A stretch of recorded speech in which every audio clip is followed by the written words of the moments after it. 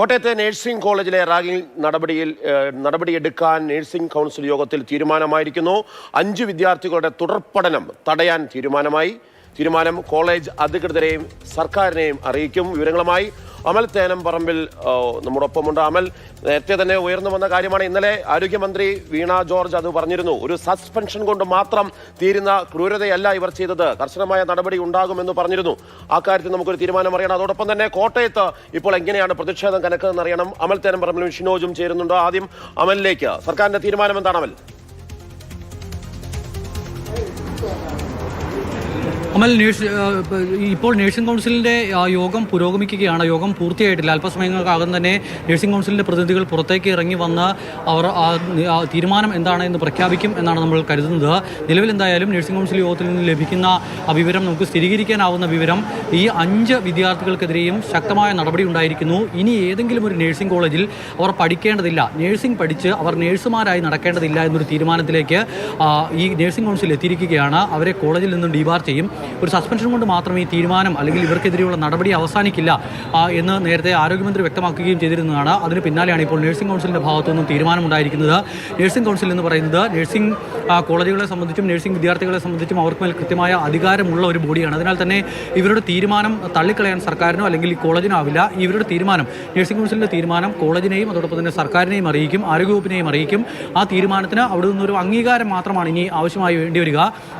അധികം വൈകാതെ തന്നെ ആ തീരുമാനം അറിയിക്കുകയും ചെയ്തു. കഴിഞ്ഞ ദിവസം കോളേജിൻ്റെ പ്രിൻസിപ്പളിനെയും അതോടൊപ്പം തന്നെ ഈ പറയുന്ന ഹോസ്റ്റലിലെ ചാർജ് ഉള്ള അസിസ്റ്റന്റ് പ്രൊഫസറെയും സസ്പെൻഡ് ചെയ്തുകൊണ്ടുള്ള നടപടി ഉണ്ടായിരുന്നു. അതോടൊപ്പം തന്നെ ഹൗസ് കീപ്പിംഗ് വിഭാഗത്തെ പൂർണ്ണമായും ഇവിടെ നിന്ന് മാറ്റിക്കൊണ്ടായിരുന്നു ആരോഗ്യവകുപ്പിൻ്റെ നടപടി ഉണ്ടായിരുന്നത്. അത് ആരോഗ്യവകുപ്പ് പൊതുവിദ്യാഭ്യാസ ഡയറക്ടറുടെ അന്വേഷണ റിപ്പോർട്ടിൻ്റെ അടിസ്ഥാനത്തിലാണ് ആരോഗ്യമന്ത്രി ഇന്നലെ അത്തരത്തിലൊരു തീരുമാനമെടുത്തത്. ആ തീരുമാനം വന്നപ്പോൾ തന്നെ നമ്മൾ പ്രതീക്ഷിച്ചതാണ് ശക്തമായൊരു നടപടി വിദ്യാർത്ഥികൾക്കെതിരെ നഴ്സിംഗ് കൗൺസിലിൻ്റെ ഭാഗത്തു നിന്നും ഉണ്ടാകും എന്നുള്ള കാര്യം. എന്തായാലും വലിയ ക്രൂരത കാട്ടിയ കുറേ അധികം വിദ്യാർത്ഥികൾ, ആ വിദ്യാർത്ഥികളുടെ പഠനം സംബന്ധിച്ച കാര്യത്തിൽ എന്തെങ്കിലും തരത്തിലുള്ള ഇളവ് നൽകേണ്ടതില്ല. ഇനിയും അവരോട് പഠിക്കാൻ എത്തിയിട്ടുണ്ടെങ്കിൽ മറ്റ് വിദ്യാർത്ഥികളും ഇതേ ഭീഷണി നേരിടേണ്ടി വരും എന്നൊരു വിലയിരുത്തലിൻ്റെ അടിസ്ഥാനത്തിൽ കൂടിയാണ്, അല്ലെങ്കിൽ മാതൃകാപരമായ ഒരു നടപടി എന്നുള്ള നിലയിലാണ് ഇപ്പോൾ നഴ്സിംഗ് കൗൺസിലിൻ്റെ ഭാഗത്തു നിന്നും എല്ലാവരെയും ഈ നഴ്സിംഗ് പഠിക്കുന്നതിൽ നിന്നും മാറ്റി നിർത്താൻ, അവരെ അതിൽ നിന്നും തടയാനുള്ള ഒരു തീരുമാനത്തിലേക്ക് എത്തിയിരിക്കുന്നത്. മാഷ്, ശരി, വളരെ പ്രധാനപ്പെട്ട തീരുമാനമാണ്, വളരെ ഉചിതമായ തീരുമാനം എന്ന് പറയേണ്ടത്. മാതൃകാപരമാണ്. ഇത്തരം രീതി റാഗിംഗ് ഒന്നും അല്ല, ഇത്തരം ക്രൂരമായ പീഡനം നടത്തുന്നവർക്ക് ഉള്ള ശിക്ഷ ഇതല്ല, ഇതിനപ്പുറമായിരിക്കണമെന്നുള്ള സന്ദേശം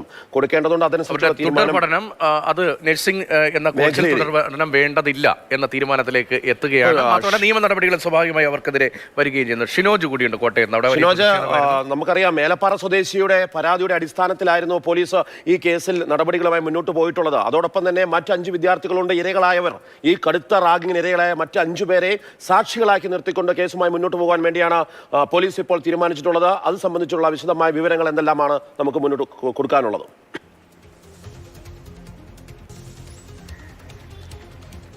മാർഷലെ, 1ാം വർഷ GNM ക്ലാസ്സിൽ ആകെ 6 ആൺകുട്ടികളാണുള്ളത്. ഇതിൽ 6 പേരും ക്രൂരമായ റാഗിങ്ങിന് കഴിഞ്ഞ 3 മാസക്കാലം എനിക്ക് പിന്നിൽ കാണുന്ന ഈ സർക്കാർ നഴ്സിംഗ് കോളേജിൽ ഇരയായിട്ടുണ്ട് എന്നാണ് നമുക്ക് മനസ്സിലാക്കാൻ കഴിയുന്നത്. അത് തന്നെയാണ് പരാതിയിലുമുള്ളത്. ഈ ഏലപ്പാറ സ്വദേശിയായിട്ടുള്ളത്, അതായത് ദൃശ്യങ്ങൾ പുറത്ത് വന്നത് ഏലപ്പാറ സ്വദേശിയായ വിദ്യാർത്ഥി റാഗിങ്ങിന് ഇരയാകുന്ന ദൃശ്യങ്ങളാണ് പുറത്ത് വന്നത്. ഏലപ്പാറ സ്വദേശിയുടെ പരാതിയിലാണ് പോലീസ് കേസെടുത്ത് അന്വേഷണമായി തന്നെ മുന്നോട്ട് പോയത്.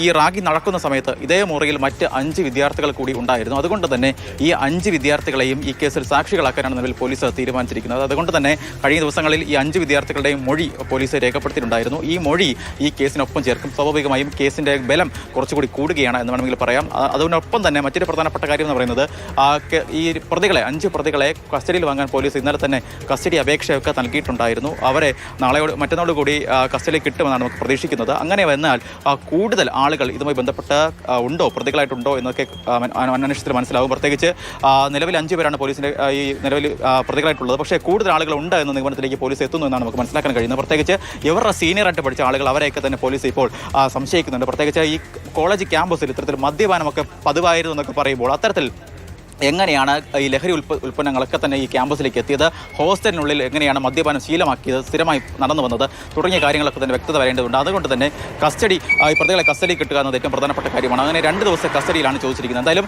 നിലവിൽ ഒരു നിർണായകമായ തീരുമാനത്തിലേക്ക് അന്വേഷണം കടക്കുകയാണ്. ഈ ഇരകളായിട്ടുള്ള മറ്റ് 5 പേരെയും കൂടി ഈ കേസിൽ സാക്ഷികളാക്കാനാണ് പോലീസിന്റെ തീരുമാനം.